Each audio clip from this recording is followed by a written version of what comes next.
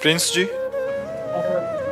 राधे राधे महाराज जी। महाराज जी, जैसे शास्त्रों में कहा गया है कि गुरु बनाना, गुरु मंत्र लेना जरूरी बताया गया है। महाराज जी, नारायण जी, आप कह रहे हैं कि नारायण जी को ही हमने अपना गुरु माना है। महाराज जी, उन्होंने ही हमारे बहुत किया, और गुरु मंत्र में जो भी है इंसानियत की सीख दी। महाराज जी के कह रहे हैं कि क्या मैं उनको क्या दे सकता हूँ महाराज जी, जैसे गुरु दक्षिणा देते हैं गुरु को, वैसे हम नारायण को क्या? देखो, सबके गुरु भगवान हैं, ये बात तो सिद्ध है, पर प्रगट में हमको गुरुदेव की जरूरत है जो हमें डांट सकें, जो हमें दुलार कर सकें, जो हमारी कमियों को देखें और हमारी कमियों को हमारे सामने रखें।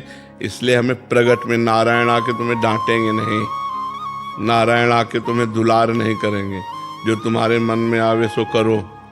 इसीलिए नारायण भगवान स्वयं गुरु रूप में प्रकट होते। बंदो गुरुपद कंज कृपा सिंधु नर रूप हरि, महामोह तम पुंज जासु बचन रवि कर निकर।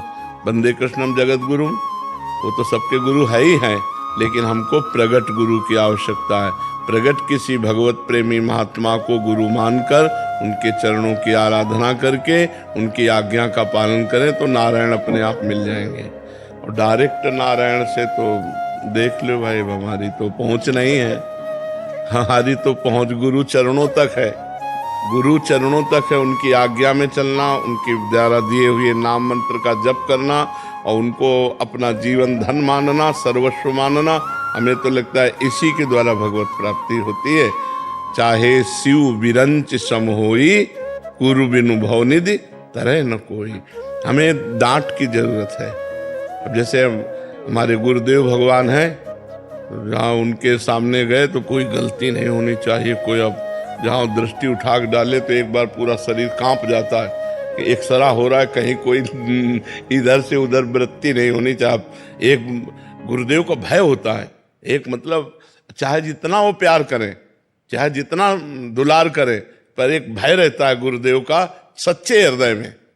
कपटी और छली कपटी हृदय की बात रहे, अगर सच्चे हृदय वाले हो तो एक मतलब मर्यादा होती है, एक भय होता है कि यार कोई ऐसी गलती ना हो जाए कि हमारे गुरुदेव नजर फेर लें या गुरुदेव हमारे नाराज हो जाएं, हमारे गुरु प्रसन्न रहें, ऐसे हमसे आचरण हो। तो एक हमें प्रगट में डर चाहिए, नारायण का भय नहीं किसी को,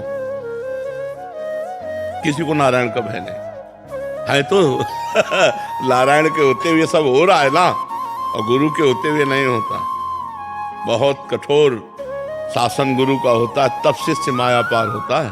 बहुत कठोर शासन गुरु का। अब हम लोगों को बहुत अच्छी तरह से मांझ दिया गुरु ने। अहंकार का मिटिया मेट केवल गुरुदेव कर सकते हैं, दूसरा नहीं कर सकता। अच्छा, उनकी आज्ञा का उल्लंघन नहीं कर सकते, क्योंकि शास्त्र और सब शासन में लिए हुए कि गुरु अप्रसन्न हो गए तो मतलब क्या रह गया। अगर गुरु आज्ञा का पालन नहीं तो शिष्यता क्या, धज्जियां उड़ा दी, धज्जियां। और उन्हीं की कृपा, जितना यश है, जितना सम्मान है, ये उन्हीं की कृपा से ये जहर नहीं चढ़ रहा। अगर उनकी कृपा का पहले इंजेक्शन न लगा होता तो ये जहर चढ़ जाता।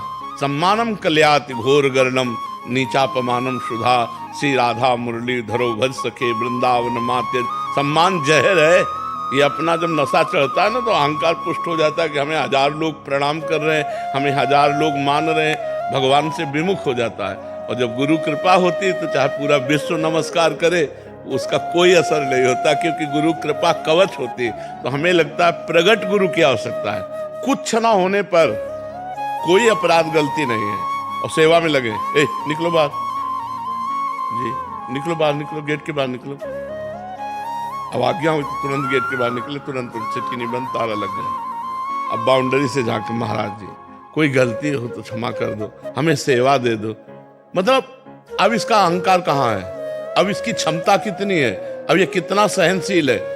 ऐसे वो बाद में समझ में आता था, उस समय तो केवल जलन होती थी कि क्या गलती हो गई, क्यों गुरुजी ऐसा कह रहे। मतलब ऐसे नहीं कसा गुरुदेव ने, ऐसे चूंकि बच्चापन से बाबा जी रहे और सन्यासी रहे, तो महाराज जी को लाना था एकदम निरहंकार दैन्य भाव में। प्रिया प्रीतम के प्रेम में तो दैन्य चाहिए।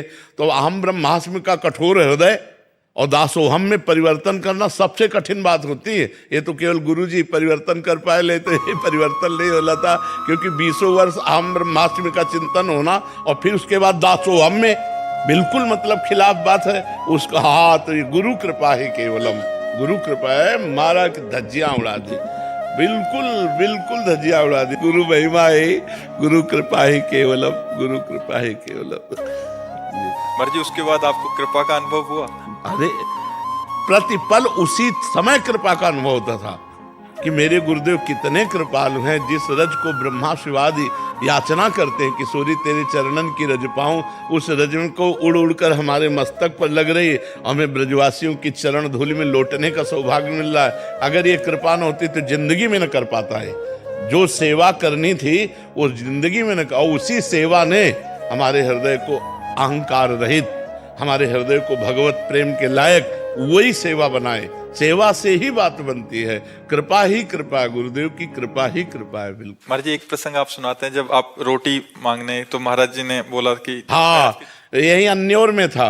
अन्योर में महाराज जी ने कहा रोटी मांग के लाओ, तो शायद उन्हीं के संकल्प से हम उसी द्वार में पहुंचे। तो हम कहा राधे श्याम, 2-4 आवाज लगाई तो एक रोटी और प्याज की चटनी